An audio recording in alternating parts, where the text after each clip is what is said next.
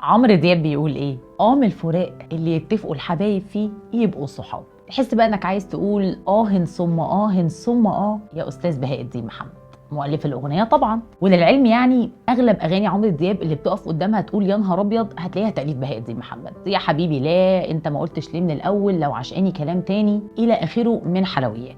المهم بقى، الفراق اللي يتفقوا الحبايب فيه يبقوا صحاب بتاكد على فكره مهمه جدا، ان فكره ان احنا نبقى صحاب بعد ما نسيب بعض دي فكره غالبا مش رايحه في حته ومش نافعه، الا في حالات قليله جدا جدا، اللي هو مثلا يعني بعد ما تخطينا وخفينا وانا اتعرفت على حد خطير وانت اتعرفت على حد اخطر واتقابلنا صدفه عند تلاجة الجبن في سعودي، ففي الحاله دي نبتسم لبعض ابتسامه لطيفه والموضوع يعدي. لكن لو لسه بقى في حب كده زي كلام الاغنيه ما بيقول وافقته غصب عني ووافقني غصب عنه، ساعتها بقى بنبقى دخلنا النفق المظلم، اللي هو الاغنيه بتقول فيه عيني على اللي كان بيحب التاني اكتر، بيهرب من المكان ويبقى عذابه اكبر، لان وقتها هيبان كلامنا عادي مع انه كلام حبايب، اللي هو قاعدين في ترابيزه واحده في خروجه كده واحنا اصحاب عادي، يعني ما بنحبش بعض خلاص، فينزل له مثلا الشاي في مج، فانت تقومي قايله بمنتهى التلقائيه لا حضرتك الشاي في كوبايه ازاز، لان احنا عارفين تفاصيل واحنا متفقين نبقى اصحاب، بس احنا جوانا حته مش نافعه خالص تروح في سكه الصحاب دي. لحد بقى ما بتيجي الحته الاكتر رعب واثاره في الاغنيه،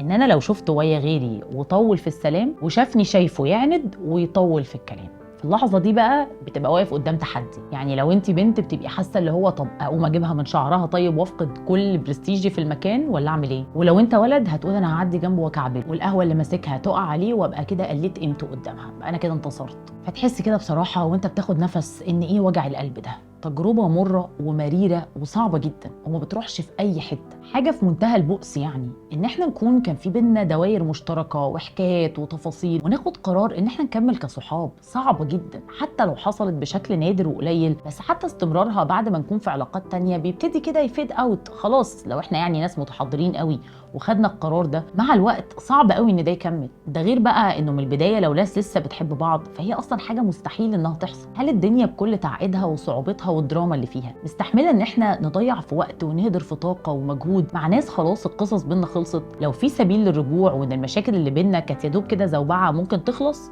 يبقى نرجع، لكن لو احنا عمالين نضيع في وقت من جديد تحت عنوان ان احنا فارقنا بعض بس هنفضل صحاب، ده بقى بصراحه شيء صعب جدا. وطبعا الاهم دايما راي حضراتكم في الكومنتات، انتوا شايفين ان في علاقات ممكن فعلا الناس فيها تستمر صحاب؟ في استثناءات عندكم حكايات تحكوها مثلا ولا لا الموضوع ده بيروحش في اي حته غير انه وجع قلب زياده من غير لا لازمه ولا داعي؟